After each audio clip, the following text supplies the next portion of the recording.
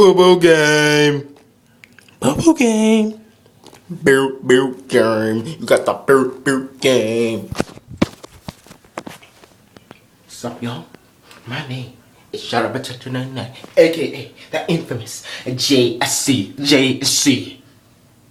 Don't you forget it, motherfucker. But anyways, I'm here to give you guys a review. Not just a review. Well, technically not a review, but it can be considered a review. I'm going to give you guys an overview of the all-new Ultimate Spider-Man, the first story arc. The boy who wanted to be Spider-Man. Or the boy who wanted to be a spider. It doesn't matter. They both have spider in the title. Before we begin this jizz, I need to take a seat. If you may excuse me.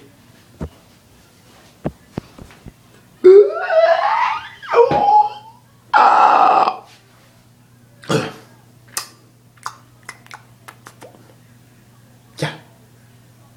So this will be my first ever overview of anything that's been like ever in my videos. But anyways. So yeah, let me give you a quick background history of how all new Ultimate Spider-Man came to be. You see, 2 weeks before Peter Parker died, and please fanboys, keep in mind that this is the Ultimate Universe, not the mainstream universe, which is doing okay. But Amazing Spider-Man is doing okay, but we'll get to that another day. But anyways, yeah.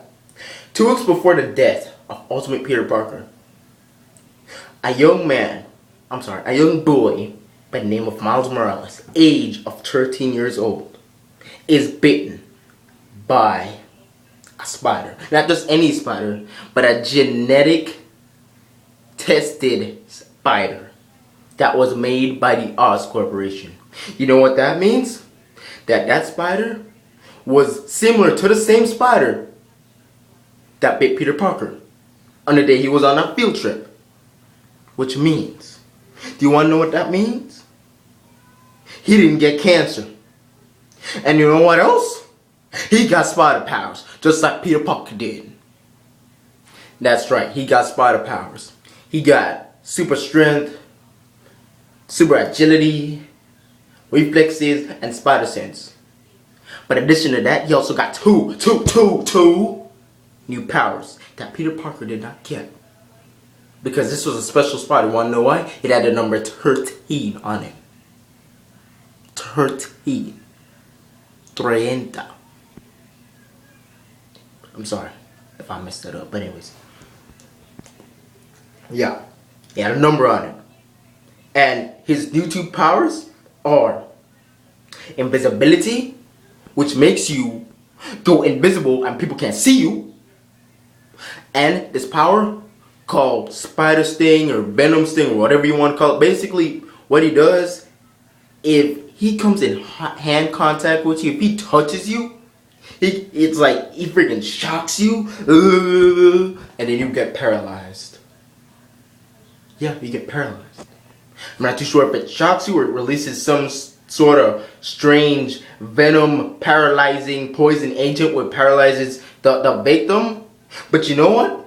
Spider Sting, Venom Sting, it stuns and paralyzes people. That's the point. But yeah. So yeah, where was I? Yeah, he got those powers. And basically Miles, he's a little bit reluctant to use these powers. Because he's 13 years old. You know, he's not like Peter Parker. He's not an orphan. You know, he has his family. You know, they love him. They raised him right. You know, they raised that boy. And you know, his life is pretty good. He got accepted into a prestigious school because, you know, they were doing this freaking raffle thing in which I think is pretty darn kind of wrong, in which, you know, you have to raffle. There's a raffle if you get into a prestigious school or not. And I think that's kind of wrong and soul crushing. I think that can break a person. But anyways, point is, Miles got accepted. He's doing good. He's keeping his grades up. His friends, his best friend Ganik, who's an Asian American. They're roommates basically because it's like a boarding school thing, and they go home on the weekends. But yeah. And essentially Miles, he's a bit, like I said, he's a bit reluctant to use these powers because, normal kid, and now he comes with a decision to like, should I, keep these spider powers dormant, or should I use them like Spider-Man did when he was alive? So that's kind of the main conflict for this first story arc. Yeah, pretty much, not much to say, but yeah. Anyways, we got that out of the way. We got the freaking backstory, history sort of thing deal. If I'm gonna do this, I'm gonna go. Let me review. I'm gonna first talk about the story arc. I'm gonna quickly go over it. I'm not gonna do like my Spider Island review, which I'm gonna freaking redo in just one video. So I'm gonna review the story arc swiftly. Talk about the characters. List the good and bad points, and then my final verdict. 4 things. I'm already 6 minutes in. Let's get started. Okay. Story arc. So basically, what this story arc is, it's we don't see much action, and it's just action in this in the first 6 issues. It's just kind of setting everything up, setting up the chess pieces, the characters.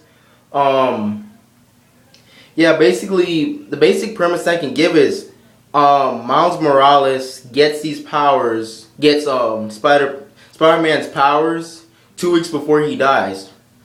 Because his uncle, who for the longest I thought was the Ultimate Deadpool, but it's not. It's actually Ultimate Prowler, who went into Oz Corporation one night. He stole some freaking documents and formulas or whatever, and then one of the spider with the 13 freaking snuck out and jumped in his bag where he was holding his loot. And after Miles gets wins the raffle by chance, to go to this prestigious boarding school thing, he rushes over to his uncle, and his uncle's all happy for him. He gives him a freaking popsicle. And then the same bag that the loot is in, the spider crawls out, bites him, and he goes like, ugh. He has a freaking spaz attack. Then he freaking wakes up, see his dad's right there.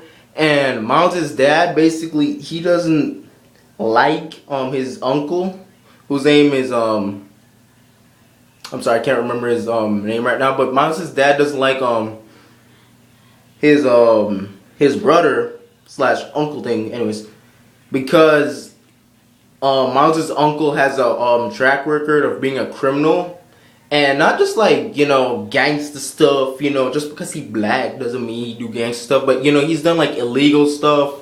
Government espionage. Has actually went around killing people. I'm not too sure, but that sounds like how Miles' dad is trying to say that he's kind of a bad person. So, anyways, his dad freaking grabs Miles. He's like, "Get here, boy. We're about to leave this bad place." And while he's walking down the street, Miles freaking turns invisible, and his dad loses track of him. And that's kind of odd. Yeah, but anyways, Miles freaking turns invisible. He freaking starts running down the street trying to catch up with his dad. A freaking 2 guys with a freaking moving out a couch out of an apartment. He freaking jumps over it. He's trying to get used to his powers. Then that boy freaking passes some white gangsters, aka wiggers, and they're like, hey, this kid has an iPad, let's try to be gangsters and try to steal it from him. And they're trying to steal it from him, but Miles is like, no way, this is my iPad. He freaking touches that boy, and he got paralyzed. And that was the first victim of the spider sting, by the way. Keep that in mind. But anyways, after delivering some black justice, Miles freaking keeps running down the street, and we kind of cut over to where he arrives at his best friend's house, Ganik, who is Asian American, kind of chubby wubby. Chubba Wubba. But anyways, he's trying to tell his friend like,